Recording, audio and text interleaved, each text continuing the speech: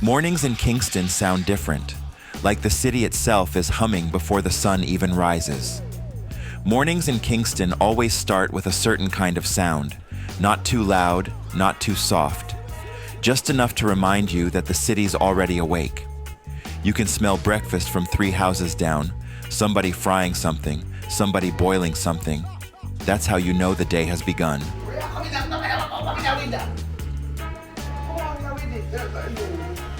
Inside, it's the same routine. My aunt already halfway through breakfast prep, and mommy making sure everything's just right. In this house, breakfast isn't rushed. It's where the stories start for the day.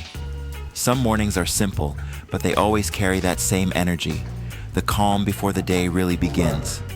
It's how we gather strength before we step outside, how we keep the day from swallowing us whole. Saltfish fritters.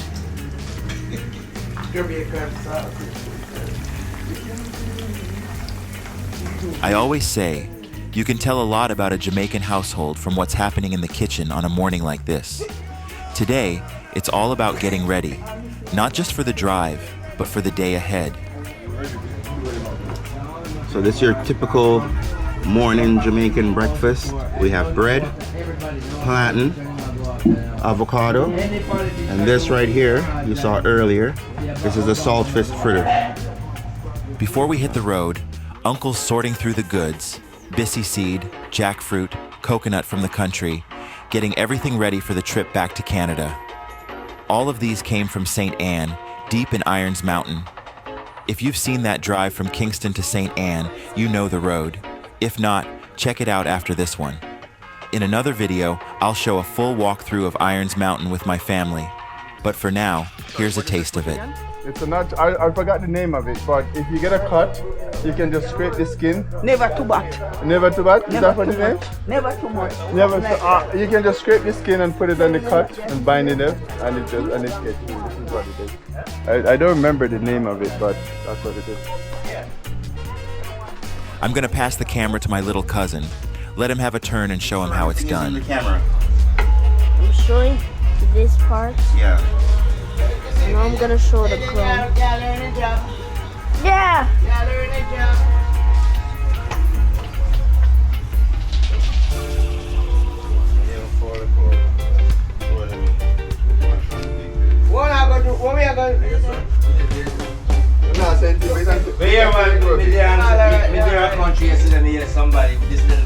Keep it straight, the camera. Your wife, your mother is so fat every time she walks. Keep the camera straight like this, okay? These lines, you're following the lines. So whatever you want in the middle, you keep it in the middle. Like that, see like how the jackfruit's in the middle there? Right in the middle of the line, that's how you do it. That's the center. I go have a fly. I'm gonna clean it up. In the middle. If you say this is jackfruit. This is jackfruit. These are 2 of my uncles. My grandma had 12 kids, 6 boys and 6 girls, a full football team, and a referee. You'll meet a few of them in my other videos, but trust me, back in those days, people kept busy. No TV, no Wi-Fi, just pure vibes and family. Now, Uncle Doral's the one schooling us today. He's about to break down the real benefits of Bissy. And if you listen closely, you'll hear my other uncle in the background reading the Bible. That sound? It's the soundtrack of a Jamaican morning, something you'd hear in so many homes before the day begins. It's called Bissy. You use it to make tea. But this is how they grow in a pot. Right? So you just take the pods out, you let them dry, and then you grate to them, and you can beat them in a mortar. What's that coffee? You make really good tea. Really nice tea with them. These ones, we pick them up just by the side of the road because they grow just like that. They fall on the ground, popped open, and that's all out here. So how do you make tea with this? This one, you let it dry. You can grate it green and let it dry. But then you can put it out and let it dry, and then you grate it. But grate it when it's dry, it's more harder. When it's green, it's more softer to grate. Okay? And then to do The tea for it. You pour some hot water. You can boil it. Boil it just like we like. If only you could smell what I was smelling the day before. Aunt Pat in the kitchen, frying up fish for the 9 night. The air was thick with the scent of hot oil, seasoning, and fresh snapper drifting through the house.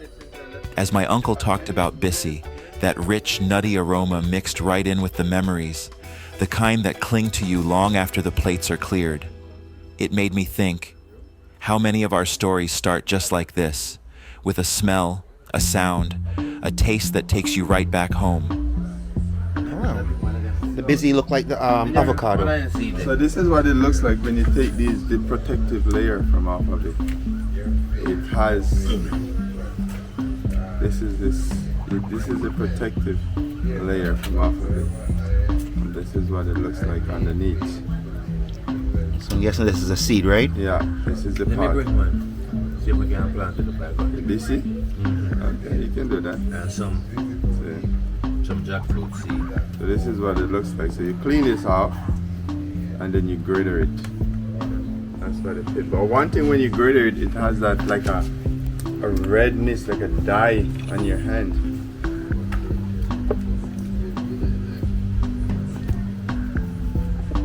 I'm not sure, but some people said if you swallow poison, you can drink this tea and it will help you. So Bissy. That's what it looks like in the pod.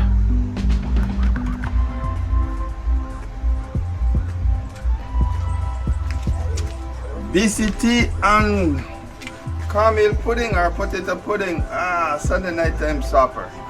That's what it is.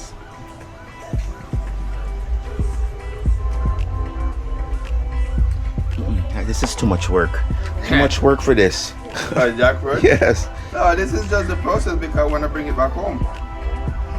So I want to make sure that we take it out, get it in a Ziploc bag, freeze it. So it's good for traveling.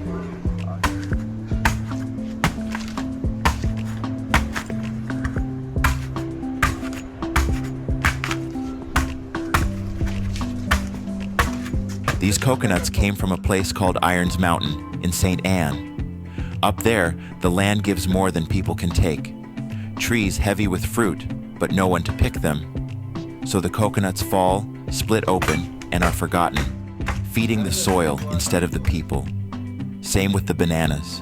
We brought them back green, and by the next day, they were ripe and sweet. It's funny though. So much goes to waste in the countryside, yet everything there still feels rich. Every fruit we carry tells a story of the land, of the sweat that once worked it, and of the memories rooted in those hills. It's a reminder that the real wealth isn't in what we buy, it's in what we grow. Close. So you touch this? We call that shame a marker, but You're right. More right on, buddy. More right on. You tell me if you take banana.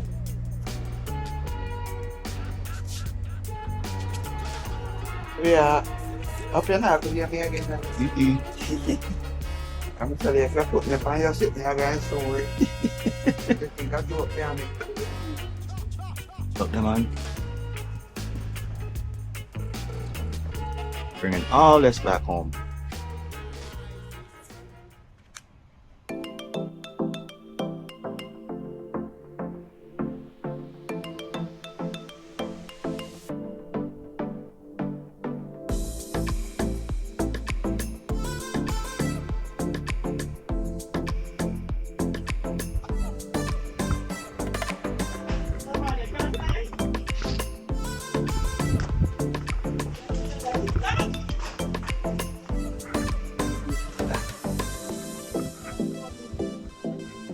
Whoa, kuya.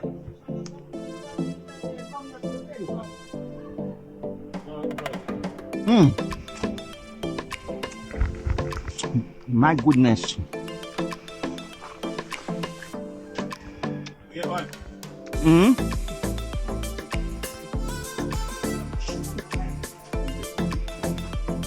Something good, man.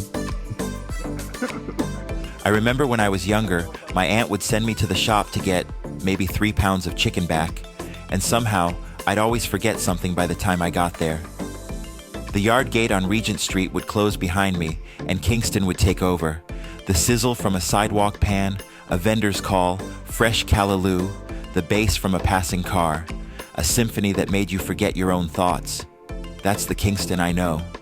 Today, we've got a few stops: Coronation Market, Captain's Bakery for some hardo bread, because we Jamaicans love our hardo bread, a quick stop at Tasty for a box or two of patties, and then Rainforest Seafoods, a grocery store where you can shop for a variety of food items. But it's not just the stops, it's the flow between them. From Laidlaw and Campbell to South Avenue, East Street, Harbour Street, and National Heroes Circle, you'll see Kingston on another level. It's a Sunday morning, so the usual weekday rush is replaced by a steady hum. Families strolling, vendors setting up, the city stretching awake. If you've ever been to Coronation Market, what's the first thing that hits you? The smell, the sound, or the heat?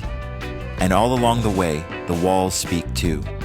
The vibrant murals from Kingston Creative, a nonprofit that promotes art and culture through its Mural Art Walk in downtown Kingston, bring color, history, and life to the streets. Ever wonder what these old buildings have seen after more than 300 years of Kingston story?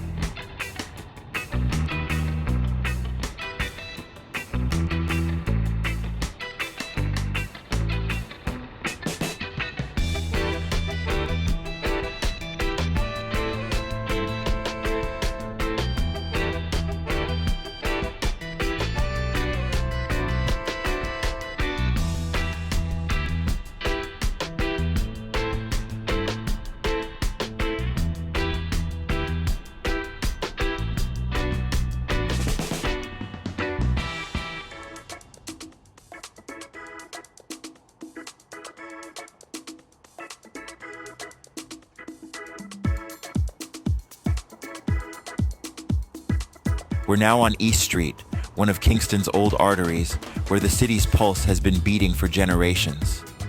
Here, the buildings stand like silent witnesses. The Gleaner Company, where tomorrow's headlines were born. The courthouse, where public fates were decided. The Central Police Station, a symbol of both order and conflict. And St. George's Anglican Church, a space for quiet reflection amid the city's constant motion. Look closely. This isn't just brick and stone. You can feel the echoes, pre-independence debates, labor struggles, and the whispers of 1,000 public trials. These structures don't just house people or offices. They hold memory. They've carried our stories long before we ever began to tell them. If these buildings could talk, they'd tell you who we used to be and who we are still becoming.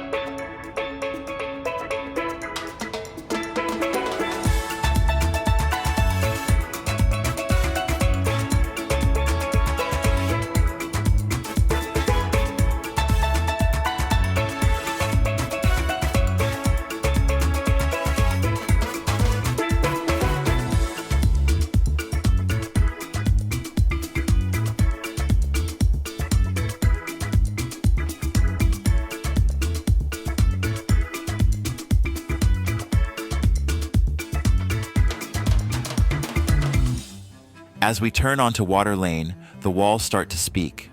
A narrow lane transformed into an open gallery, a canvas of Jamaican stories, our icons, our struggles, our hope. Thanks to Kingston Creative, more than 100 murals bring these walls to life, turning the heartbeat of the city into art. Look around. Every painting is a voice. There's Usain Bolt in the To the World pose, a bolt of lightning made flesh, the story of every Jamaican child daring to run toward their destiny. Sister Nancy, Bam Bam, a pioneer's voice echoing from a trench-town yard, claiming space for all of us. Bunny Wailer, the last of the original Wailers, his face carrying the soul of roots reggae, the survival of a sound born here that moved the world. And Gregory Isaacs, the cool ruler himself, his smooth style painted in rhythm and blues, a reminder of the love, the longing, and the lyrical elegance that shaped Jamaican music forever. So we'll walk, we'll pause, and don't just look with your eyes, feel it. Every brushstroke carries memory, every splash of color speaks truth, because here, the walls don't just have ears, they have a voice.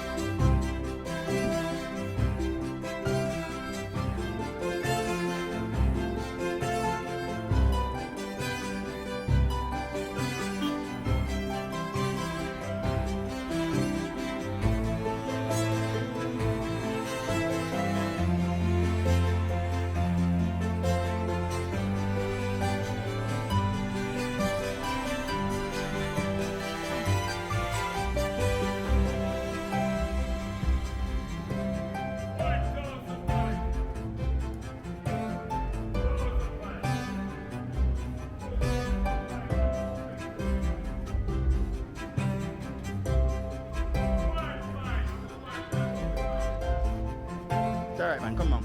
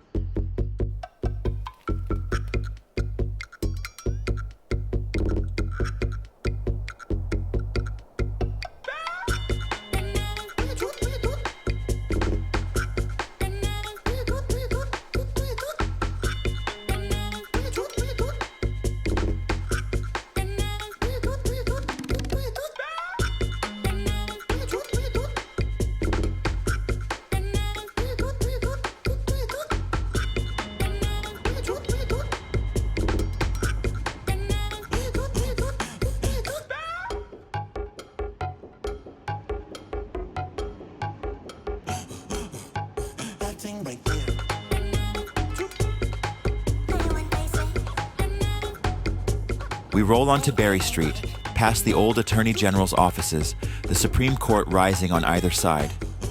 Already, you can feel the city's two hearts beating at once. The car slows to a crawl as we navigate a river of people, vendors and shoppers flowing around us, life happening right here in the shadow of all that power and history.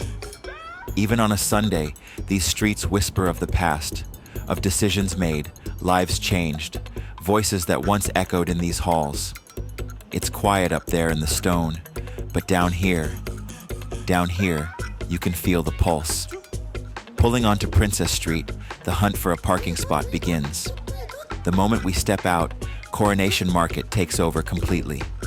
Vendors calling, the the smell of fresh produce, the rhythm of haggling, the chatter of people buying and selling. This isn't just a market. This is where Kingston's heartbeat is loudest.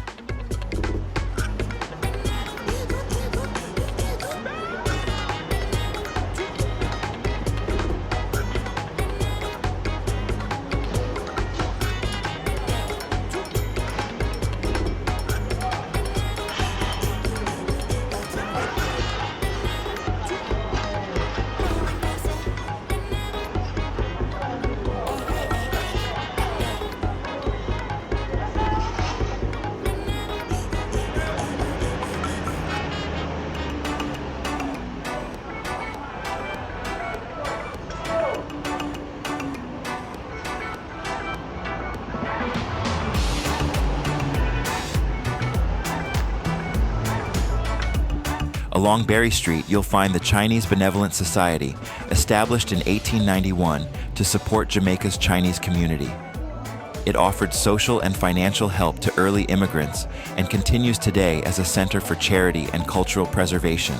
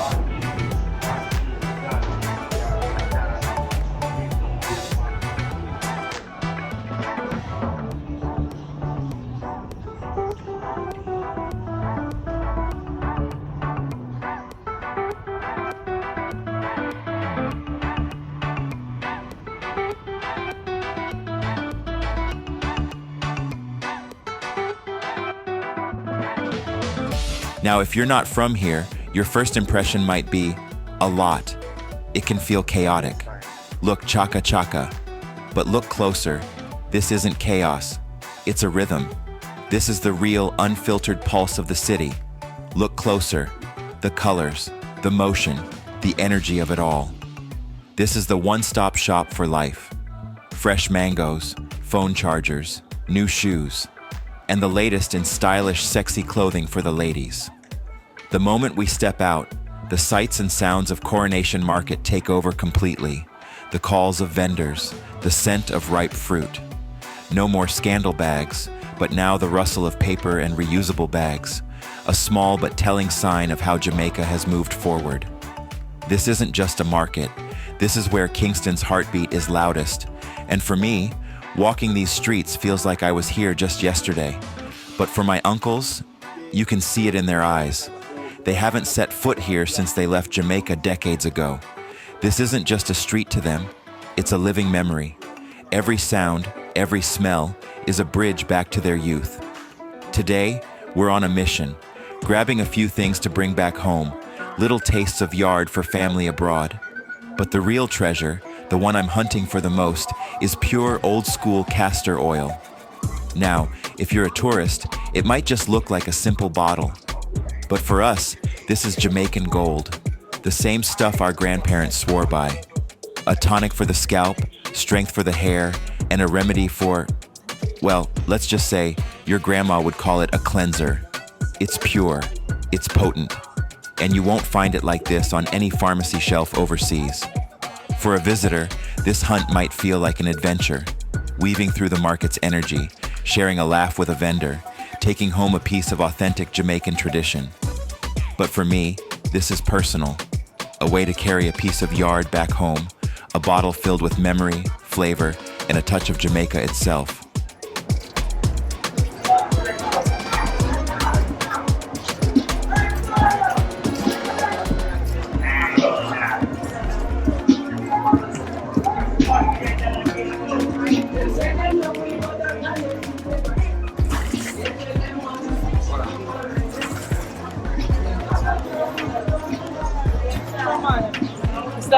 Come and me get one film. No, seriously. When we come and me get one film.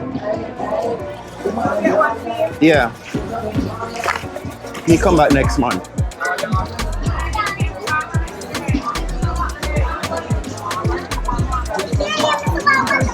Because the children probably there, so then he not going to know.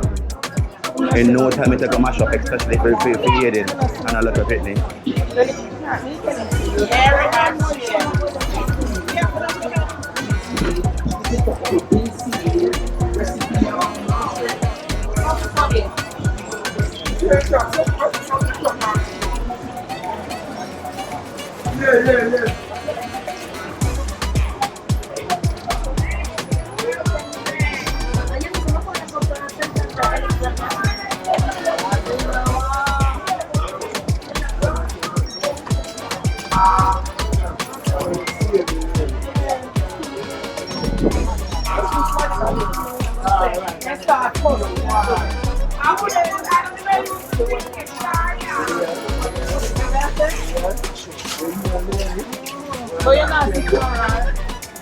Yeah.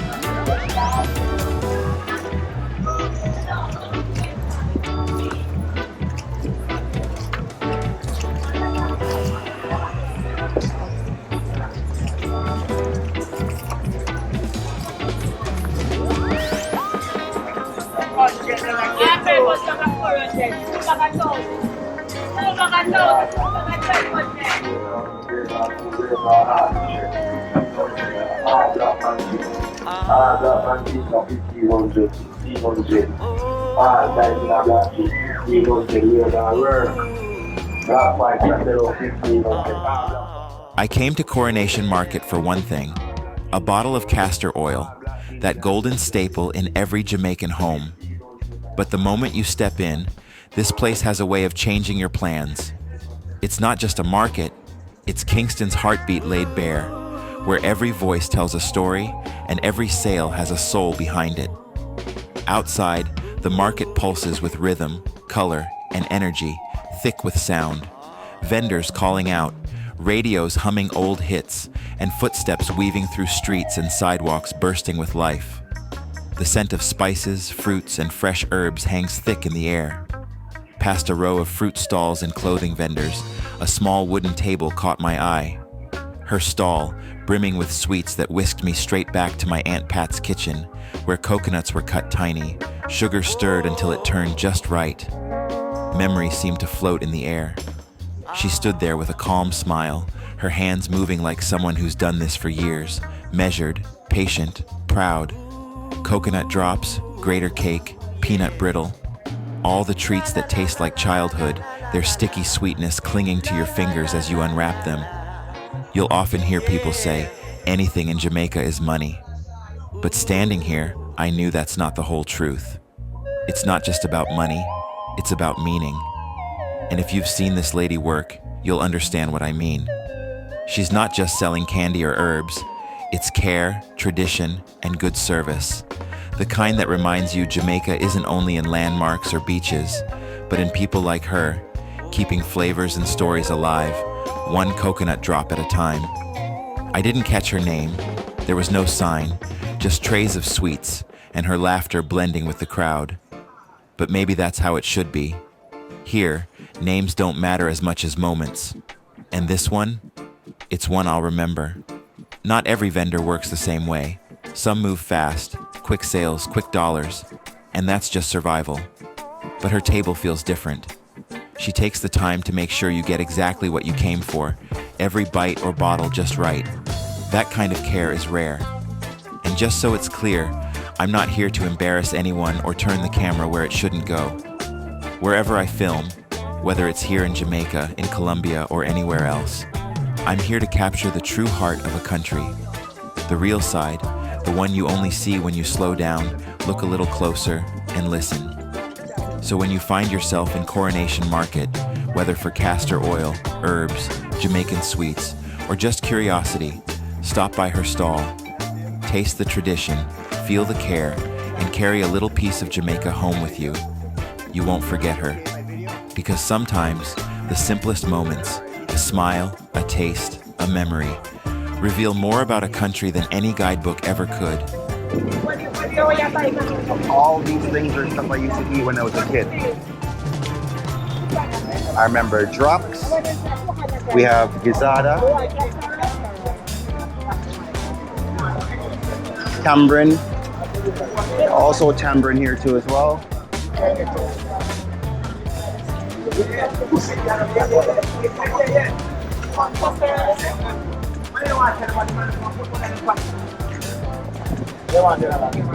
Just a look, man, just a look.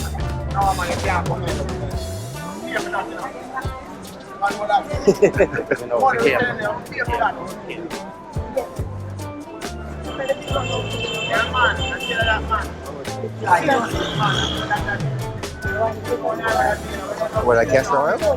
What is that, castor oil? What do it look so now? What the black one like?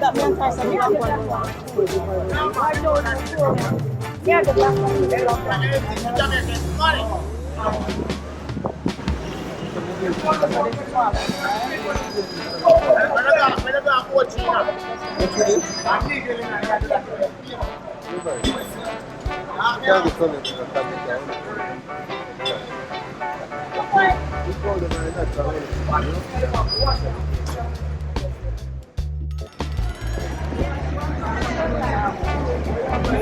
How much one are you?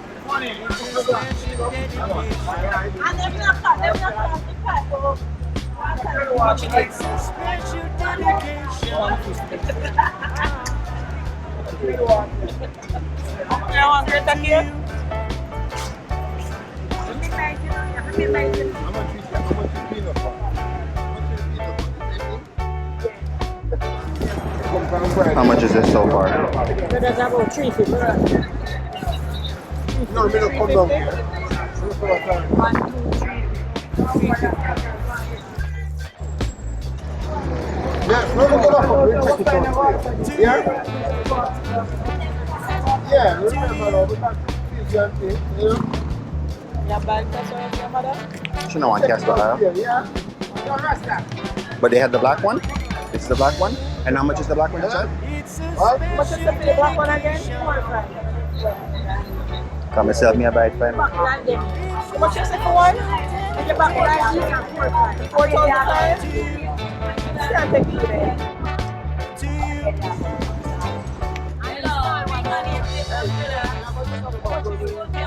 Only that. Yeah. 1400. Yeah.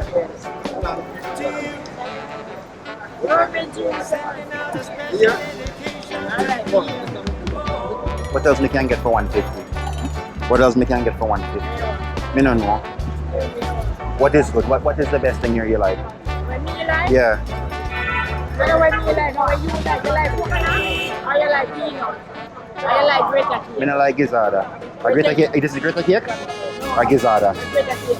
Alright. And I want you to do that. Yeah. Or the peanut or the drop? Me take the drop. Thank you. Respect.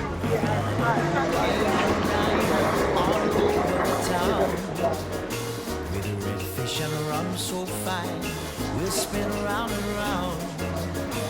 The sun will go rise and shine. Yes, good. We gotta go wine and dine all over town.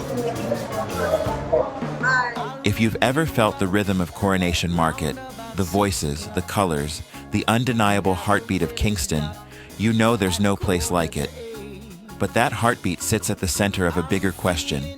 Do we preserve every crack, every echo just as they are, or make room for new rhythms, better facilities, cleaner walkways, while keeping the soul intact?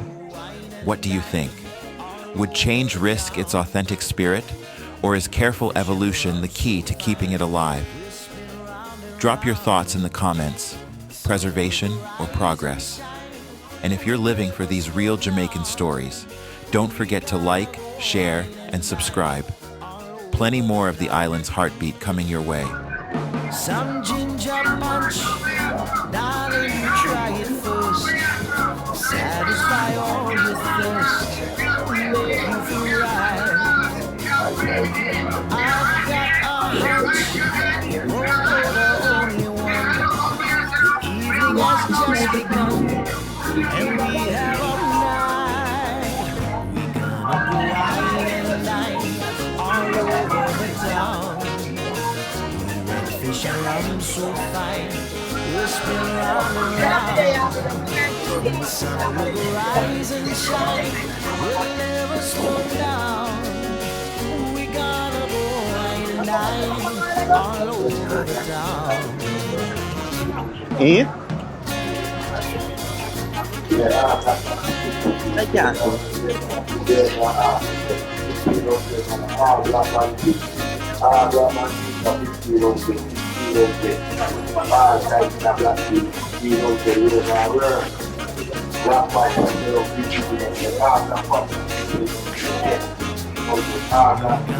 I seem like him, I know. I do it them on it.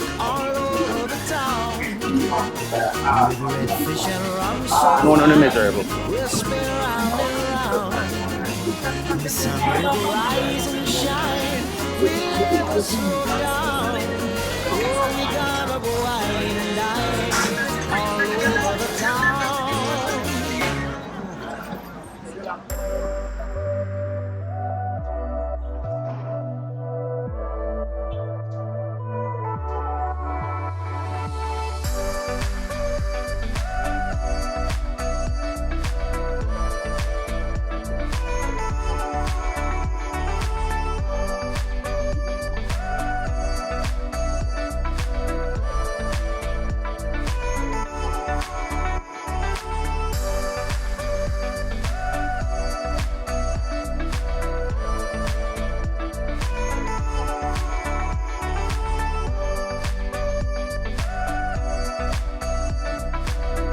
Okay, we're turning onto Harbour Street now. Feel that? The air changes here. This is where the city first learned to breathe. You see, the heart of Old Kingston was built on just 4 main streets, laid out in a simple, sturdy grid after the earth shook Port Royal apart in 1692. It was a pragmatic, hopeful new start. Those 4 originals were Harbour Street, King Street, Queen Street, and Church Street. Think of them as the city's founding bones. King and Queen, running parallel, were the spine, the domain of government, law, and high society. Church Street, well, that was for the soul. And Harbour Street? This one was always for the stomach, the hands, and the purse. It was the bustling, salty, practical edge of the island, right along the water, where the real work of trade and survival happened. Now look at the life around you, the phone shops, the tailors, the endless movement. But let your eyes travel up. Look up at the grand old building. It could be the Treasury. It stood here in one form or another since 1703. Picture the ship captains coming up from the docks, pockets heavy with gold, ledgers in hand, heading straight there. But this street remembers shaking, not just the tremors of commerce, but real, earth-shattering quakes. In 1907, right where we're driving, this wasn't a street, it was a wound. The sky blotted out with smoke, the ground buried under bricks and dust. Those same solid stone buildings that look so permanent today were split open.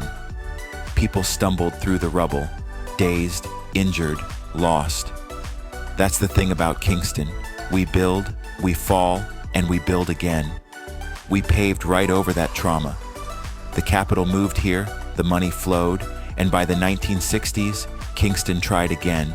New hotels, new offices, chasing a modern dream. So what you're seeing now isn't just a street, it's a survivor. The same energy that drove merchants here 300 years ago just wears a different coat of paint today. It's in the tailor arguing over a price, the bank manager on his lunch break, the smell of patties mixing with the sea air. The story never really ended, it just kept talking. And right now, we're driving straight through the middle of that conversation. If you ever find yourself walking this very street, take a few minutes to step inside the National Gallery of Jamaica, just a few blocks away on the Kingston Harbour waterfront. It's the island's oldest public art museum, home to everything from Taino carvings and colonial paintings to bold modern works by Jamaican legends like Edna Manley. It's more than a gallery. It's a mirror of Jamaica's soul, centuries deep and still evolving.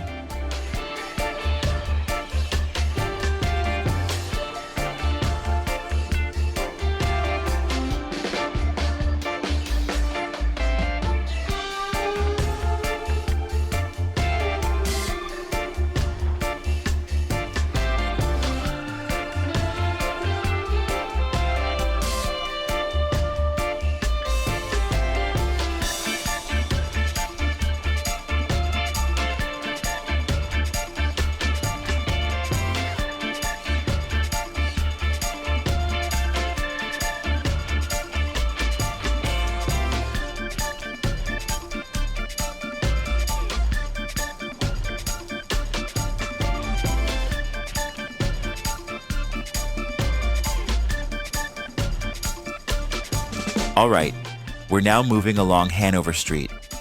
The energy shifts again, a bit grittier, more grounded. This is a street of hard work and big dreams, and nowhere captures that spirit better than Kingston Technical High School. On both sides of the street, you'll see the school stretches across both sides, connected by a bridge right over the street. It's more than a walkway, it's a symbol, literally linking its historic past with the future it's building. Look at those walls. They've been standing here since 1896. Back then, this was a radical idea, the very first technical school on the island. While other schools were focused on English, arithmetic, and classical studies, Kingston Tech was teaching hands how to build, minds how to engineer, giving young people a different kind of key to their future. It was never about privilege here. It was always about potential. This school was built on the belief that talent is everywhere, but opportunity isn't. For over 124 years, it's been a powerhouse of practical genius, a launch pad for legends. The immortal Jimmy Cliff walked these halls. Olympic champions like George Roden, even governors of the Bank of Jamaica started right here. Their motto is training and character, and you can feel it. This isn't just a school. It's an institution that shaped the modern Jamaican workforce. It's deeply connected to UTech, with generations of graduates who helped build the very skeleton of this city. So as we drive past on this quiet Sunday, imagine the students who'll fill these gates tomorrow. Future electricians, coders, maybe even the next great reggae star. That same determined energy from the merchants on Harbour Street, it's here too. They're all still writing that same old story of resilience and reinvention.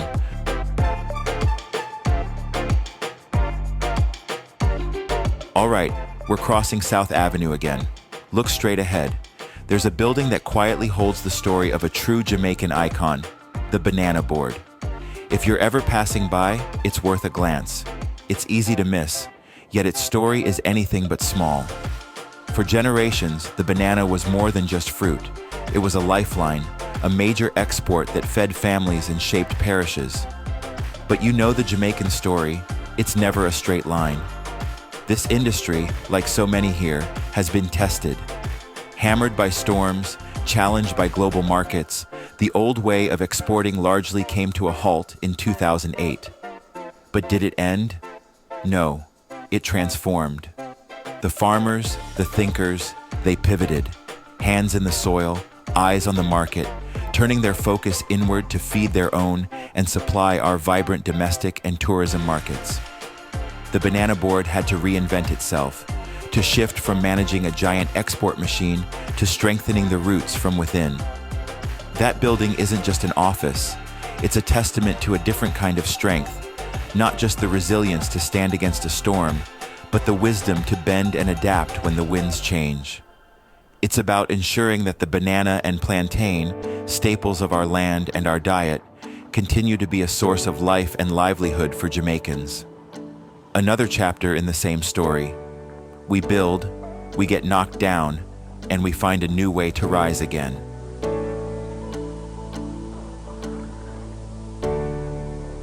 We're now traveling on National Heroes Circle. It's a road that carries the weight of its name, lined with history. Across from the circle, you'll see the Ministry of Education and Youth and the Ministry of Finance and the Public Service. Buildings that for me, as a kid, were all about dreaming.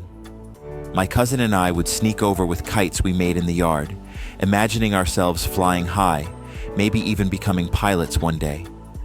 Those afternoons weren't about heroics. They were about dreaming, imagining, and feeling a little bit of freedom right in the heart of Kingston, with kites dancing in the breeze over the green lawns of National Heroes Park. Just ahead on the left are the stately grounds of Wolmer schools. Those gates open to one of the oldest and most prestigious schools in the hemisphere, with stone facades and neatly kept courtyards reflecting centuries of learning, students moving through as they have for generations. Founded in 1729, Wolmer's has shaped generations of students who live by its motto, Age Quod Agis. Whatever you do, do it well. It's a place synonymous with excellence. Right next to it, on the same side, is a place that holds a personal story for me, Mico University College. Seeing it today, the oldest teacher training institution in this half of the world, it looks impressive, and it is. But when I was a young boy, living just over on Regent Street and attending Almontown Primary, a place like Mico felt a world away. I wasn't the brightest student. As we Jamaicans say, I was dunce as a bat. I never would have imagined I could walk through those gates as anything but a visitor. But life has a way of rewriting our stories. My cousin, he went there. He walked these very paths as a student. And seeing him do that, it changed something. It made this imposing place start to feel a little less distant, a little more possible. So as we pass, I don't just see a historic campus. I'm reminded that our beginnings don't have to define our endings. It's a symbol that excellence isn't just for the few. It's a door that can open for anyone. Even a boy from Regent Street who once thought it was out of reach, now reminded anything is possible.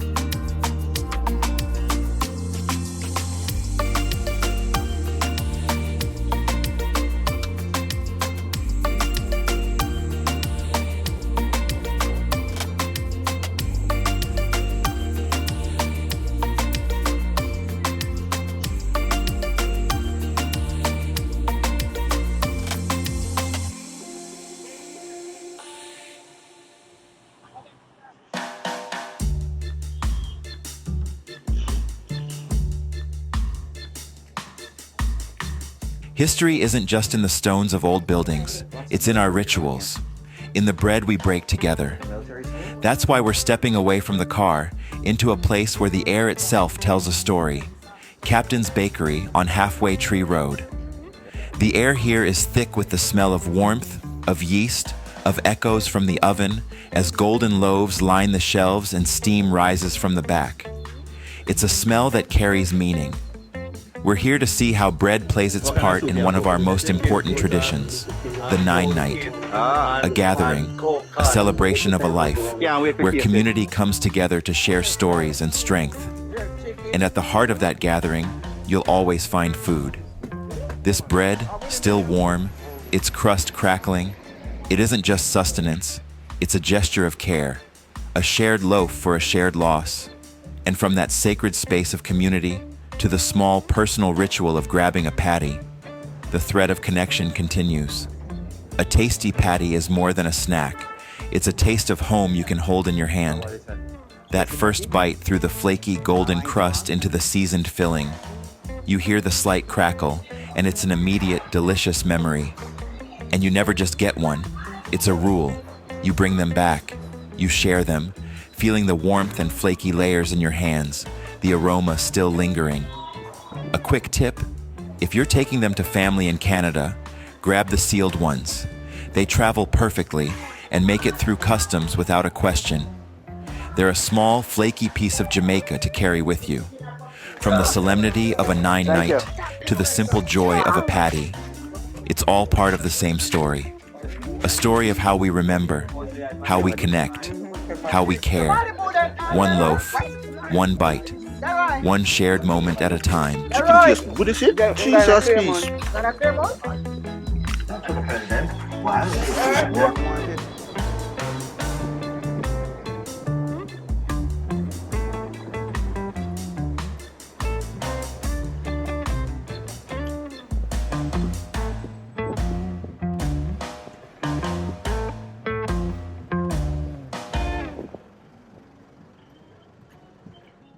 Finally, we'll roll down Slipe Road, past the bustling Crossroads Market, and just beyond it, a landmark that holds a hazy piece of my childhood, the Carib 5 movie theater. I must have only seen one movie there as a kid, and the name escapes me. Just the feeling remains. The hum of the crowd, the buttery smell of popcorn, the flicker of light on the red curtains.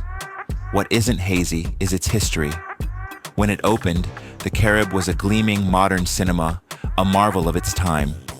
Its architecture stood out, a bold statement of contemporary design with sleek lines and a marquee that drew everyone's eyes.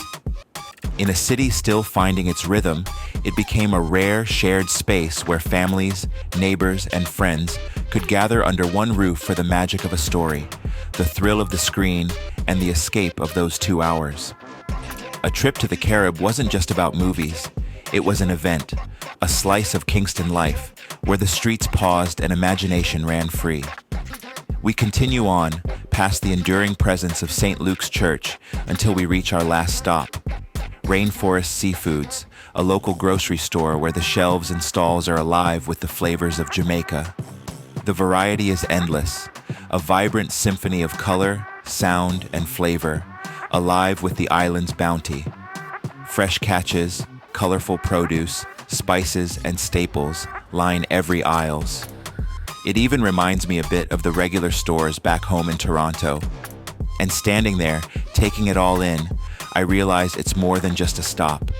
It's a moment that connects the whole drive. The streets we've traveled, the stories we've passed, and the daily life, memory, and culture of Kingston. By now, the day has fully awakened. The streets are alive, the markets are bustling, and the city, timeless yet always changing, is telling its story in 1,000 different ways. As we wrap up, I think back to those mornings when I was sent to the shop, always forgetting a pound of chicken back or two. Now, I see those errands for what they really were. Small journeys through time, little threads in a much larger tapestry, a story of Kingston, of family, of tradition. And that's what this drive is really about. It's not just a path from point A to B. It's a tapestry of memory, culture, and community. One street, one market, one mural at a time. I hope you've enjoyed riding along through my Kingston. If you did, let me know in the comments. And please like, share, and subscribe for more. There's so much more to see, and next time, I'm taking a full walk with you through Irons Mountain. Until then, walk good.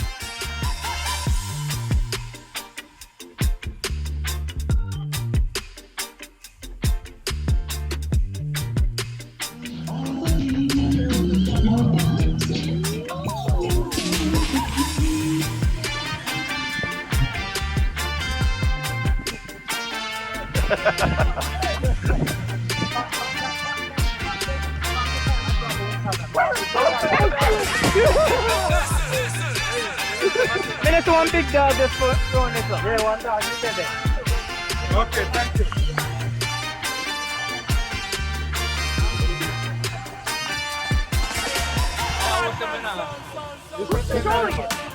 It controls itself. It sees everything.